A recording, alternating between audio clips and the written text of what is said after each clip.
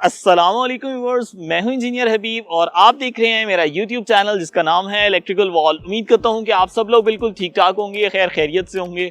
Viewers, आज एक नई वीडियो के साथ, एक नए प्रोजेक्ट के साथ और एक नई साइट पे मैं आया हुआ हूं। इस वक्त मैं लाहौर में मौजूद हूं। जैसा कि अल्हम्दुलिल्लाह हमारे लाहौर की सीरीज़ के प्रोजेक्ट्स काफ़ी सारे चल रहे हैं और इस वक्त मैं आया हुआ हूँ DHA EME में, जो कि ठोकर न्याज बेग के करीब है। सर फरोख की साइट के ऊपर आए हैं और यहाँ पर एक सिस्टम की इंस्टॉलेशन है जो कि है 10 किलोवाट। व्यूअर्स, ये प्रोजेक्ट बहुत ही इंटरेस्टिंग है। इसमें बहुत सारे कंस्ट्रेंट्स भी थे और अल्हम्दुलिल्लाह हमने 1 बाय 1 उनको रिजॉल्व किया है। जैसे सिस्टम सिलेक्शन, ऑन ग्रिड होना चाहिए, हाइब्रिड होना चाहिए, कैसा होना चाहिए, सिस्टम के अंदर फैब्रिकेशन होनी चाहिए या जो नॉर्मल सरफेस माउंटेड स्ट्रक्चर होना चाहिए।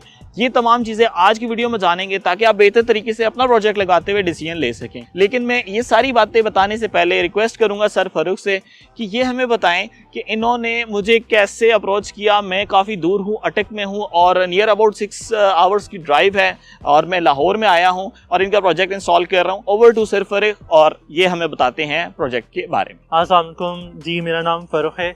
अच्छा, मैंने हबीब भाई को अप्रोच किया था basically, so I got to know about him from जो अवैस भाई हैं उनकी वीडियो से। अवैस भाई की मैंने वीडियोस देखी थी, उनके बड़े अच्छे रिव्यूज़ होते थे जनरली, बड़े थॉरली रिसर्च। तो अगर उन्होंने हबीब भाई से काम कराया हुआ था तो वो एक फैक्टर था कि वो एक सॉर्ट ऑफ जो था ना, एक पॉजिटिव सिग्नल था कि हबीब भाई को। दूसरी फिर मेरी उनसे बात हुई, तो हबीब भाई से बात हुई थी तो आई गॉट टू नो कि इनकी अपना मास्टर्स, अपनी स्पेशलाइजेशन है इन पावर सिस्टम्स, इनकी स्पेशलाइजेशन, तो वो भी एक फैक्टर था। फिर तीसरा ये कि मैंने लाहौर में बहुत सारे लोग काम करें तो मैंने उनसे भी कोटेशंस ली थी, मैंने उन लोगों से ही पूछा था, मैंने आपसे ही पूछा था। फर्स्ट ऑफ ऑल, एक तो वैसे कोटेशन भी आपकी बेहतर थी, फैब्रिकेशन का जो स्ट्रक्चर बना, वो जो बाकी चीज़ें थी, जो प्राइस आप ऑफर कर रहे थे वो सारों से कम बेहतर थी। दूसरा ये कि मैंने जब रिव्यूज़ जितने देखे थे आपके, वो सारे पॉजिटिव थे। तो अब सोलर ऐसी चीज़ होती है, वो एक दफ़ा हालत लग जाए या उसमें फैसला हालत हो जाए तो वो उसको रिवर्स करना बड़ा मुश्किल होता है। उसकी कॉस्ट बहुत ज़्यादा होती है रिवर्स करने की। He was always there to help, for which I am very thankful.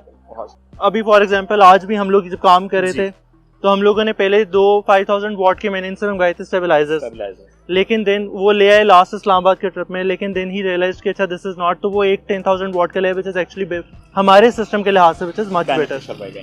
जब भी मेरा कोई हमारे सारे काम के अंदर कोई भी इशू आए, छोटा सा भी इशू हो, ऑन ग्रिड करना है, हाइब्रिड करना है, कोई और छोटा मोटा इशू हो काम का, हबीब भाई हमेशा हेल्प के लिए वहाँ पर होते हैं और खुद होते हैं। That is also the most important thing कि मैं एक चीज़ जो देख रहा था वो ये था कि अगर लेट से मैं किसी कांटेक्ट करता हूँ तो वो खुद आके उसको एग्जीक्यूट करते हैं या कोई और आके, लेकिन ये खुद आते हैं साइट के ऊपर, खुद आके सारी सुपरविजन भी खुद कर रहे होते हैं। Thanks lot. ये सर फरूख की ऑनेस्ट राय थी जो इन्होंने हमसे शेयर की है।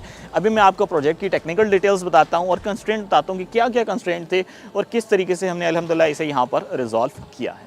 तो व्यूअर्स, इस वक्त आप मेरे बैक साइड के ऊपर चेक कर सकते हैं कि हमने जे कंपनी के 545 वाट के जो टोटल पैनल्स हैं वो 22 पैनल्स को इंस्टॉल किया है। इसकी तरफ जाने से पहले मैं आपसे ये जिक्र करता रहूँ कि DHA में हूँ मैं और यहाँ पर वैसे तो कहा जाता है कि ये एक ऐसी सोसाइटी है जहाँ पर maximum number of green meters लगे हैं, यानी बाई डायरेक्शनल मीटर्स लगे हुए हैं। बट जब मैं यहाँ पे सिस्टम इंस्टॉल कर रहा तो मेरे सोर्सेज से मुझे ये पता चला कि इन्होंने आजकल जो है वो रुकी हुई है नेट मीटरिंग। जब नेट मीटरिंग फिलहाल अभी रुकी हुई है तो ऑन ग्रिड सिस्टम लगाना और इतनी बड़ी इन्वेस्टमेंट को बाउंड करके रखना एक अच्छी बात नहीं है। तो मैंने सर से यही डिस्कस किया कि अब क्या किया जाए। तो कहते हैं कि अभी भाई आप ही सोल्यूशन प्रोवाइड करें। तो आई हैव सेड कि हम इसको हाइब्रिड पे जाते हैं। जब तक आपकी नेट मीटरिंग नहीं होती तब तक पूरे सोलर की पावर को आप इस्तेमाल करते रहें, बैटरीज में सेव करें, दिन भर एसी चलाएं, अपना लोड चलाएं 10 किलोवाट का बेफिक्र होके। और जब कभी इंशाल्लाह इन फ्यूचर यहाँ नेट मीटरिंग दोबारा से इनेबल हो जाएगी, अलाउ कर देंगे, तो हम यहाँ पर नेट मीटरिंग को ऑन करवा देंगे, प्रोसेसिंग को हम इंशाल्लाह कंप्लीट यहाँ पर कर लेंगे। इसी तरीके से जो हमारे पास सोलर की जनरेशन होती है वो भी सिंक होके लोड को ड्राइव कर रही होती है। बैटरी के ऊपर जो पावर जा रही होती है, यानी जब कभी भी आपने लोड बैटरी से ड्राइव करना है तो बड़ा बेफिक्र हो के हम इसको सिंक कर देते हैं, यानी कि ये जो बैटरी की लाइफ है वो बहुत अच्छी हो जाती है। बट आपने ख्याल क्या करना है कि दोनों इन्वर्टर्स को सेम पावर ही जा रही हो, बैटरीज आपस में मिसमैच नहीं होनी चाहिए। उसके लिए 4 बैटरीज 48 वोल्ट एक सेटअप, 4 बैटरीज 48 वोल्ट दूसरा सेटअप, इन दोनों को आपस में आप पैरेलल कर देंगे। फिर जो हमारे पास रूफ टॉप थी, छत थी, ये L2 या L3 स्ट्रक्चर के लिए फिजिबल नहीं थी, इसीलिए हमने यहाँ पर फैब्रिकेशन करवाई है। और व्यूअर्स फैब्रिकेशन के लिए अगेन मुझे टीम जो है रावलपिंडी से ही भेजनी पड़ी है। मैंने डिफरेंट साइट्स को विजिट किया यहाँ पर, बट वो क्वालिटी ऑफ वर्क जो कि मुझे चाहिए था वो मुझे यहाँ पर नहीं देखने को मिल रहा था।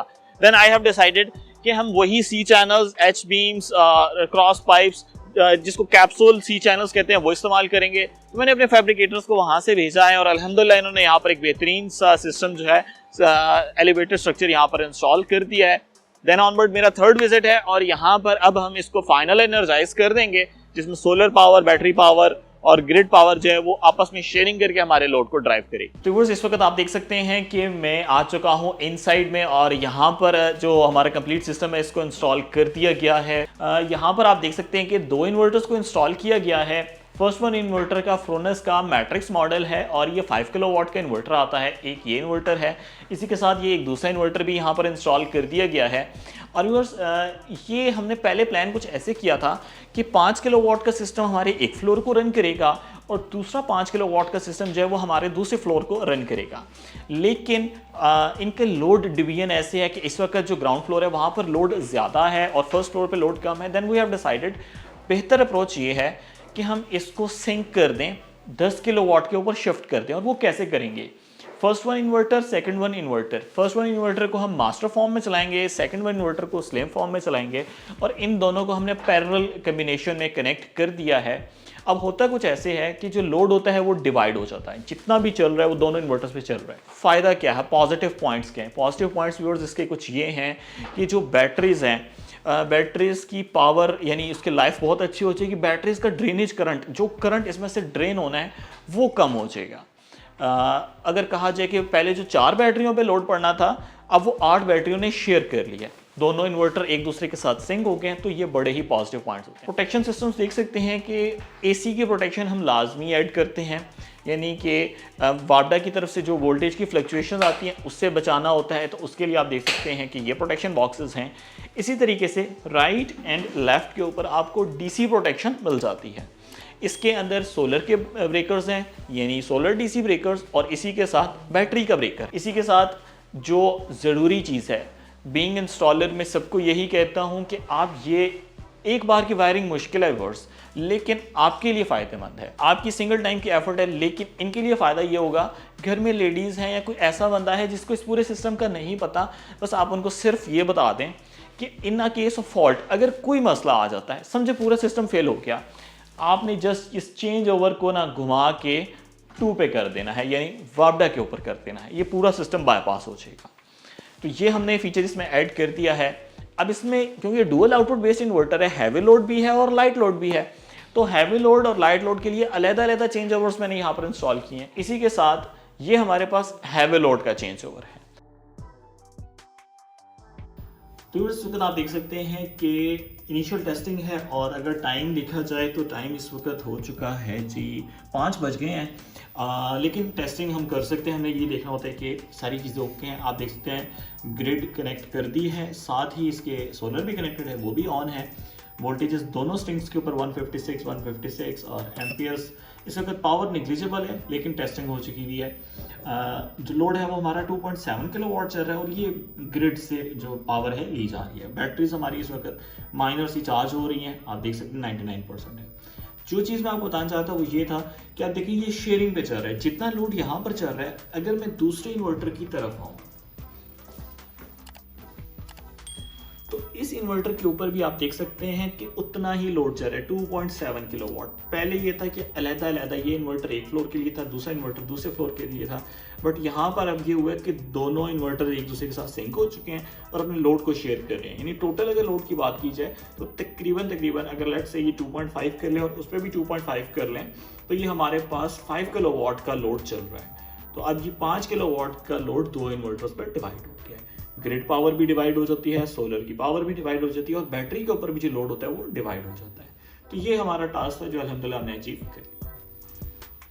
तो व्यूअर्स उम्मीद करता हूँ कि आज का प्रोजेक्ट आपको बहुत पसंद आया होगा और आपने बहुत सारी नई बातें एक नए अंदाज से सीखी होंगी। अगर तो वीडियो अच्छी लगी है तो इसको ज़रूर लाइक कीजिएगा, चैनल को सब्सक्राइब करना बिल्कुल भी ना भूलिएगा। Take care of yourself. अल्लाह हाफिज़। अस्सलाम वालेकुम।